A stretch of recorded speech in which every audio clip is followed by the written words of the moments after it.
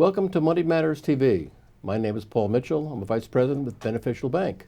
I am your host this evening. With me is Patricia Tawadros. She's our co-host. She is with Xercel. And our guest a little later is Ken Jordan of Freedom Mortgage. So welcome to Money Matters. Patty, nice to see you this evening. Nice to see you. So, social media. You are the expert in social media. I don't know about expert. I think maybe like a teenager might be a little better sometimes, but. We know a little while ago there was a big social media event with a lot of people trying to get a lot of caucus representatives to vote for them and all that type of stuff. How does that work? Oh my God. Are you talking about the election caucuses? Oh, is that what I'm talking about? Okay, sure. So what is it that you saw? I have to admit I didn't watch it. Well, I didn't watch it either, but I heard that the big results are because the experts, one party or one group is better at social media than the other in terms of getting the word out and getting the votes and getting the support and that type of thing. Oh, I thought they were voting through social media. I thought, isn't that illegal? I thought they're supposed to stand in a room. Isn't that what happens? I saw that on TV during the caucus. They all walk over to the side the candidate they want to be with. But getting up to that, how do they get how do they work social media to get all this results that they're working on? So what's really interesting, there's so many social media channels. There's Facebook, Twitter, Instagram. There's one called Snapchat. Sure. There's another one called Periscope. Mm-hmm. And the one that I found the most shocking, you're familiar with Facebook, I'm sure. Oh, sure. I'm and Twitter. See the grandchildren and the friends and that type of thing. Twitter, you know how to use that one, or at least you get what it is. Sure. They say the explanation of the social media channels. Facebook is, this is what I did. Twitter is, I'm going to get it wrong. Twitter, you write words. Instagram is just a picture. Short. This is what Twitter's my donut looks short, like. Yeah. Snapchat is this instant video that disappears as soon as you watch it. So candidates, and I didn't see it myself because I don't personally use Snapchat, but the Trump campaign was using Snapchat to communicate with that younger demographic. So they were posting campaign videos. How young is young? I mean, obviously, they have to be old enough to vote. Otherwise, why bother? Yeah, what's the point? Yeah. I don't know how young they were because I didn't get particularly involved with it, but you figure at least 18 and up. They probably targeted very specifically when they ran ads or targeted who was going to see it, that if they can run ads on Snapchat, which I'm not sure, that they can pick an age. So let's just assume that they can do that and they picked an age. So he would film very short messages and then people want to log in and see what he has to say. So they would watch these disappearing messages. So how do you relate that to businesses? I mean, we're all about money matters and mostly about businesses. So how do businesses, use that in a kind of a parallel way that this big thing for getting the votes out is done?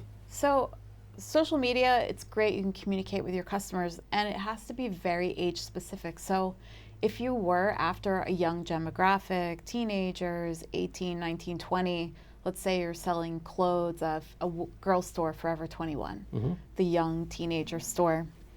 That's kind of that perfect thing. So if you can find cute girls and guys to model outfits and show little videos, like put an outfit on and hang out with a guy and spin around and show the outfit. So how long are these videos? I mean, 10 seconds, 30 seconds? I haven't used it, but let's just say 5 seconds, 10 seconds. Wow. Maybe they're a minute. But people would follow a brand that they're interested in, and then they would get to watch little videos. Maybe they're sneak peeks of photo shoots, or maybe it's new outfits that are coming out. And that's a really, really perfect way to communicate with the right audience, the right age, and engage them in something they're actually interested in. Okay. Our guest a little bit later is a mortgage banker. So he tries to get people to go through him to get residential mortgages. Yeah. How would he use social media? He would probably want to place ads on Facebook. And I would say he could place ads on Twitter, but I do them for clients. I don't think they're as successful as Facebook. They're more expensive per click, which is how you pay a lot of the times. But he would go on Facebook, and Facebook has really interesting targeting built into their platform where you can pick an age, you can pick a marital status. So maybe he finds that people that are recently married are looking for houses, or people that are recently engaged, or maybe living with someone are people that are house hunting. So you would pick that as a behavior or as a lifestyle option.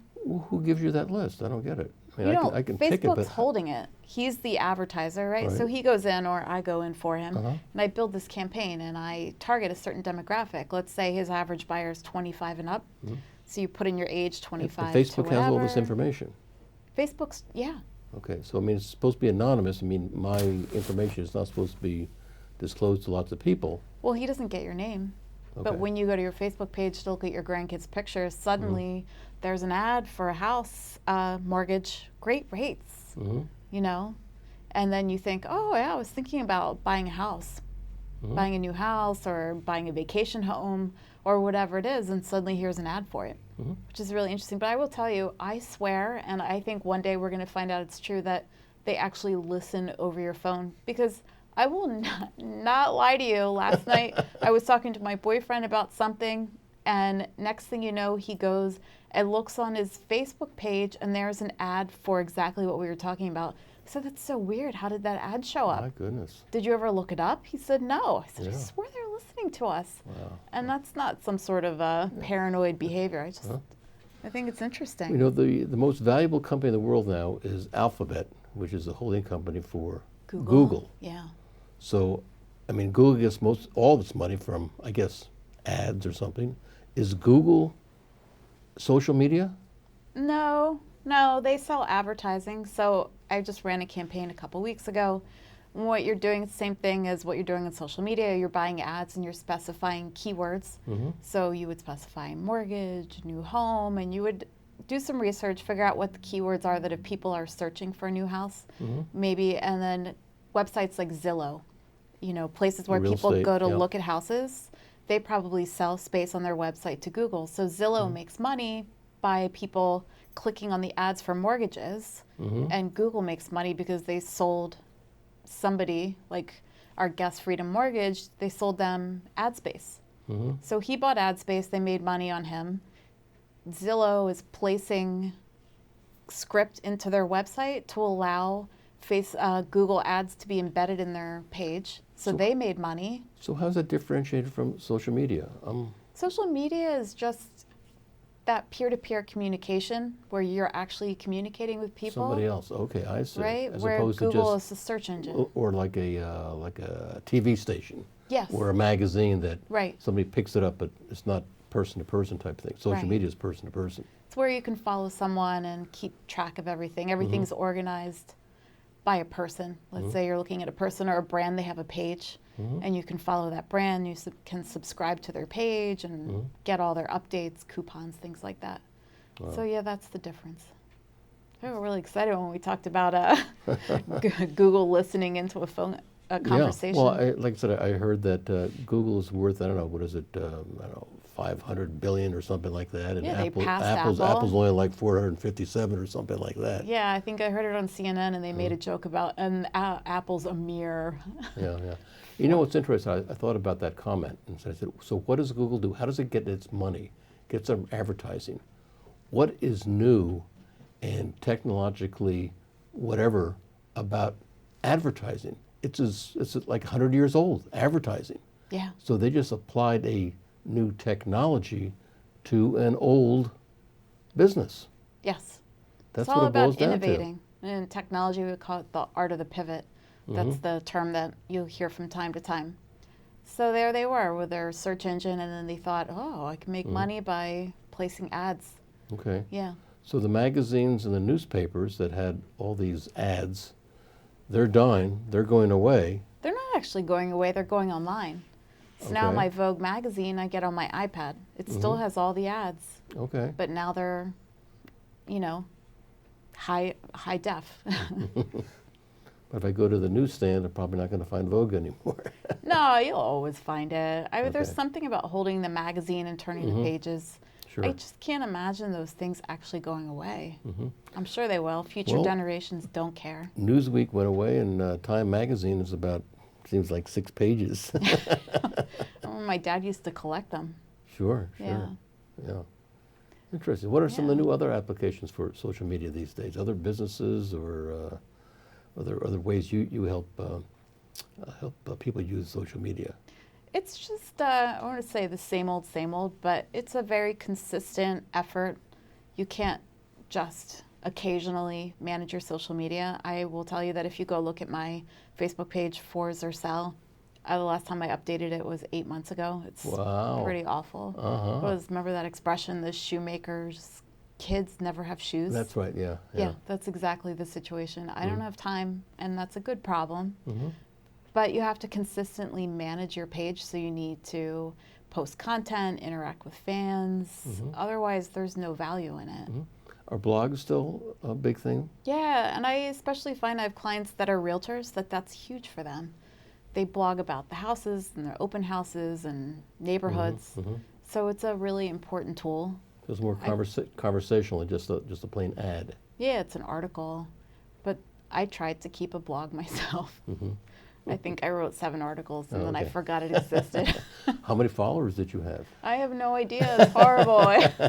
I think it's still on my website and I need to get rid of it. I just haven't had time. Yeah. Do you use social media for business? I do not. I'm a commercial banker. Like I said, I work for Beneficial Bank. And it just doesn't seem to be a great fit. If my target market, for example, for my part of the business would be attorneys, CPAs, other professionals, I sort of have a sense that I would be bothering them with sending them stuff and that they don't have the time to look at my stuff. And if they did, they'd say, what is Mr. Mitchell doing with his time? Shouldn't he be doing business or something? You know what's interesting, though? It's about finding your audience. So your audience, they're probably in LinkedIn. Yes, everybody's in LinkedIn, right? certainly. So you can use, that's also considered social media. And I'm sure you've noticed that LinkedIn has a kind of a feed where you can put status updates. I've seen things like that. Right? So you could use it to announce rates, changes in rates, new programs that you're offering. And then it just becomes a message that goes out to your followers. People that you're connected to in LinkedIn. So it's not an ad. People view it as valuable information for them. But isn't all this social media, whether it's LinkedIn or the Twitter thing, well, the Twitter thing seems to be forced, but like LinkedIn, I know if I don't go onto LinkedIn, I'm not going to see this stuff. I'm not going to see somebody. I get messages in the morning. Your contacts are in the news. Your contacts have updates. Okay.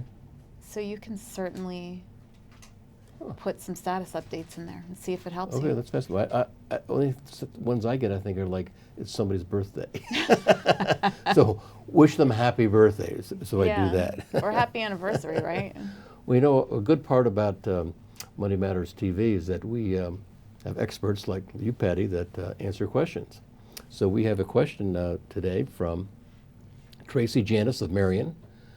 And Tracy asks, what is the fastest growth area in the tech world? And if you're in social media, you're in the tech world. So the question goes to you, Patty. So I saw that question earlier in the week and I thought, oh my God, how am I going to answer that? That's, changes every minute. But I thought, what's the fastest growing area from a consumer standpoint? It's got to be wearable technology. How many people do you know that have a Fitbit? That bracelet that tracks the steps? I've seen a few. I can't tell if it's a Fitbit or something from some Runner's World something. But yes, I've seen that's a big growth industry. Wearable technology. The iPhone, well, not the iPhone. Apple has the watch. The watch, sure. Yeah, the watch. I have a sport watch called a Garmin one. That's the equivalent of the Apple Watch, but with a 3-week battery life, which is a big deal. And I get my email and my text messages on it. So I think it's wearable technology. That's the answer. Wow. Yeah. Interesting. So are you wearing anything right now? No. That's why it's a growth industry, because lots of people aren't wearing it yet. I have one, though. I bought it immediately. And, if you would like to ask a question for Money Matters, here's how to send your question to Money Matters TV. You can have your questions answered on Money Matters. Please go to our website, money-matterstv.com. On our homepage, click on the banner on the right that says, Send us your questions. While you're on our website, you can find information about our host and guests, as well as show notes and links about this show and past shows. Money Matters is also available as a podcast on iTunes and Stitcher, so you can listen to Money Matters while you're on the go. That website address, again, is money, MONEY, -matters, MATTERS, TV.com. Our featured guest this show is Ken Jordan. Ken is with Freedom Mortgage.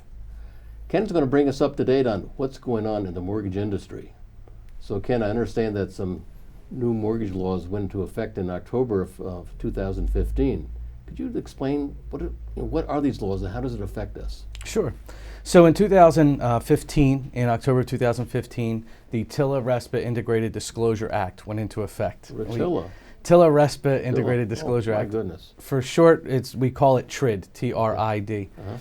Without getting overly technical, the CFPB was charged with implementing rules that CFPB, sure, so that's the Consumer Finance Protection Bureau. Okay, that's good.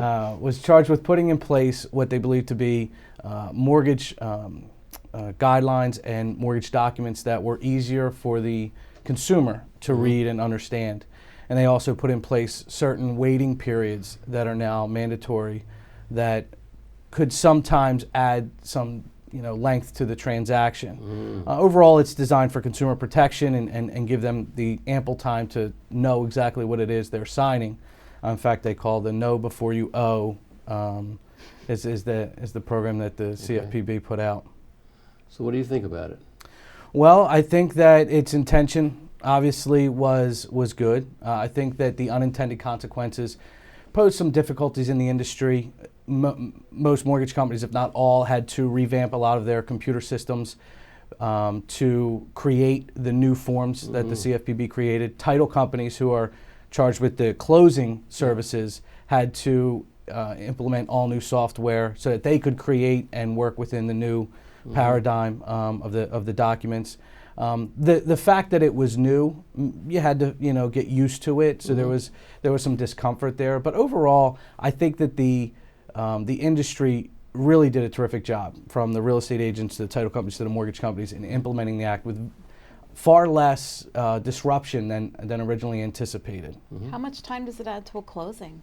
Well, if you execute the closing properly, it shouldn't add any time. But to give you an idea, the closing disclosure, which used to be called the HUD-1 settlement sheet, is now required to be sent to the borrower 3 days in advance of closing. Fortunately, with email, they can acknowledge receipt of that document 3 days in advance, and that gives them time to review it, ask questions, make sure that's what they were promised. If they don't have email, then that document has to be mailed to the borrower, and they assume a 3-day turn time for the U.S. mail, and then the 3-day window starts. That's 6 days. You throw a weekend in there, you throw a holiday in there, and in some cases you could be looking at a transaction would have to be completed 10 days in advance of closing. So if the average transaction was 45 days and now we have a 10-day waiting period, you theoretically would say, okay, it's added 10 days to 55 days for your average transaction. But I think majority of the delays in the early part of implementation was just the glitches, software glitches, people really just getting feel for what their new job was and how things were supposed to be disclosed. By and large, we're down the learning curve pretty well now. So a 30-day transaction is still very, very quick. 45 days is typical, and 60s is about average, I would say. So how thick is this document? How many pages? If you mailed it to somebody, how many? The closing disclosure is only 4 pages, and it details out the terms of the loan, adjustable rate, fixed rate, what about your closing costs were estimated, and if they've changed, it gives you a side-by-side comparison from what you were quoted to what you're actually paying, giving you, there's some tolerance for certain fees that are allowed to change, some fees are not allowed to change. And then we get to the settlement table where they do a bulk of the signing, and that package is still pretty thick. So haven't saved any paper there for sure. So let me ask you, when I bought my second home, it was just a matter, I was self-employed. It was, back in the old days with the no-doc loans where you just made up a number and they handed you a giant check. But those days are over. So what is it like now? What kind of products are available? Is it hard for entrepreneurs to get homes? It can be. It can be. I know that the industry as a whole, the product offering now is much stronger than it has been over the last couple of years.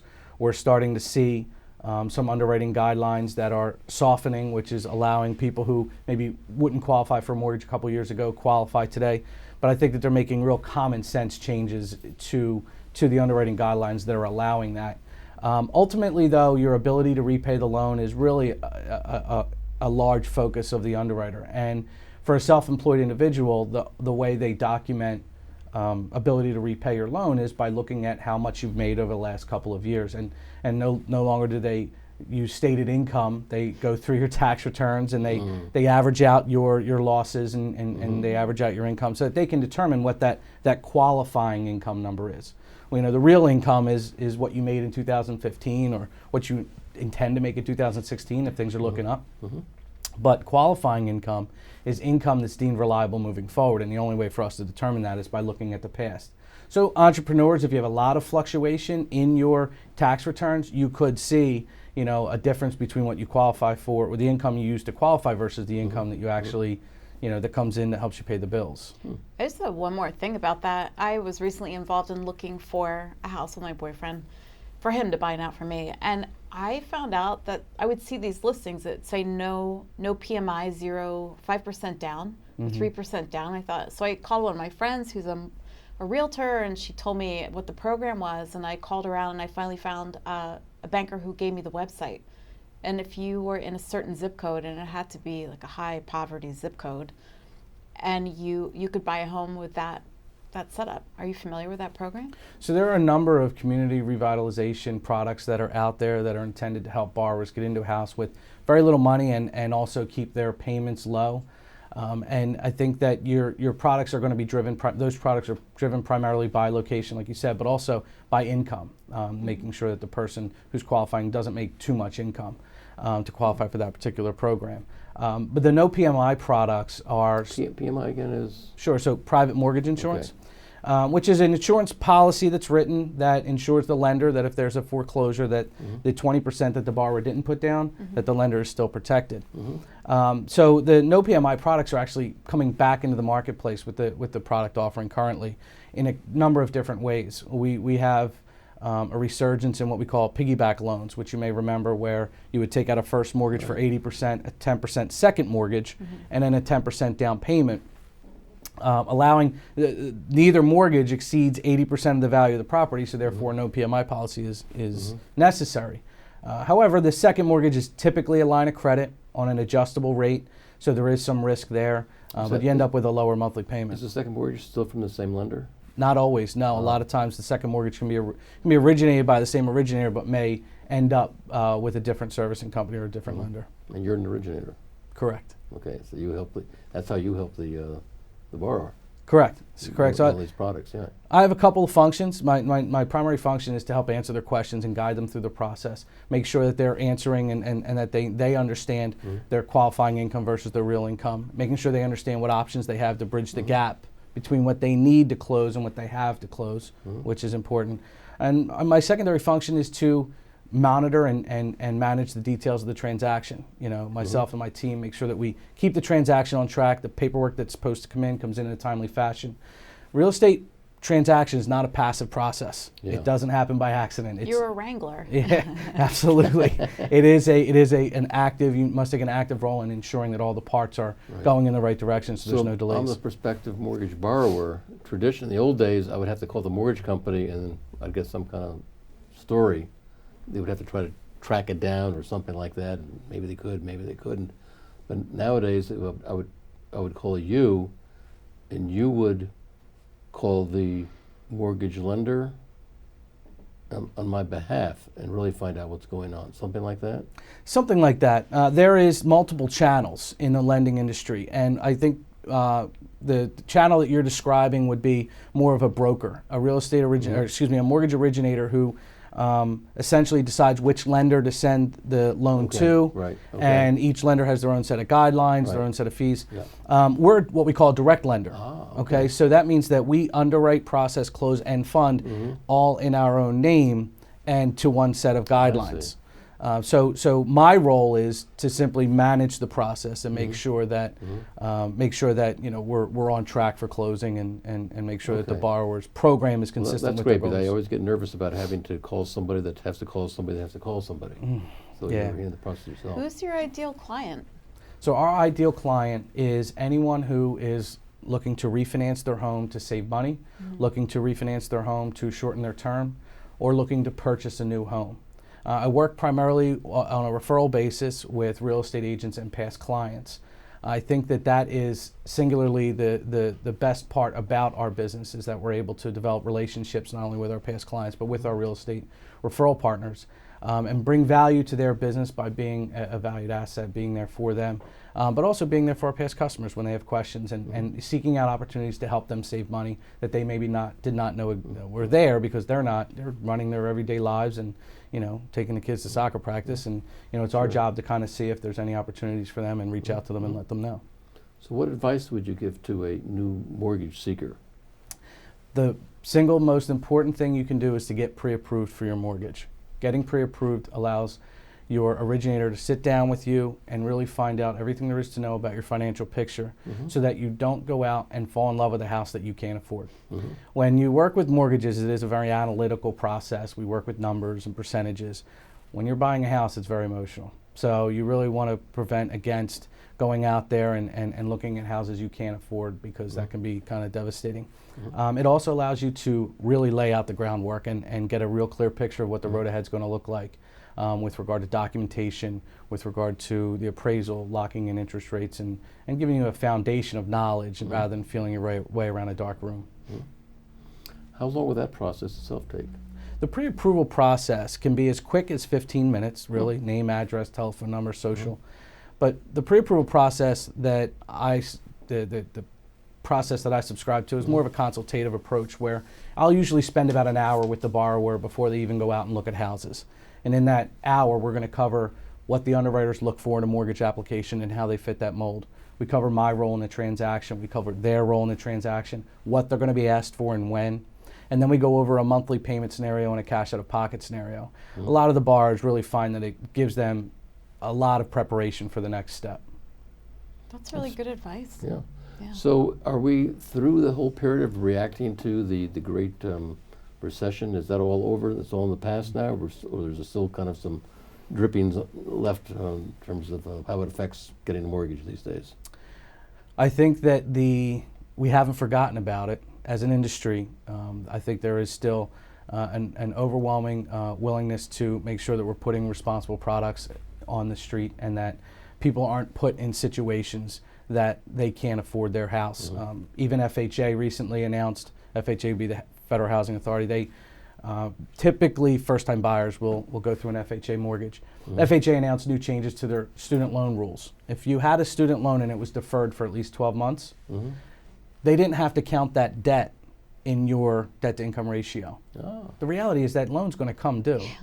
And when it does, if that puts you in a position where you can't afford your mortgage, it's really not the best way to go. So that's recently changed in September, where now they're going to count that debt regardless of how far out it's deferred. Sense. You I would think can't so, believe right? that was It took till deferred. September of 2015 for them to come up with that one. But I think Wow. that's a great change. I think that's one of the common sense things that's really making sure that we're out there with responsible products. And overall, because of what we've been through, the marketplace as a whole, your neighbors, the people who live down the street from you, they went through the same process you did. So you can sleep at night knowing they're qualified. Well, it sounds like it's still a business that has a little tricky, and that you really need to talk to a real pro like you can.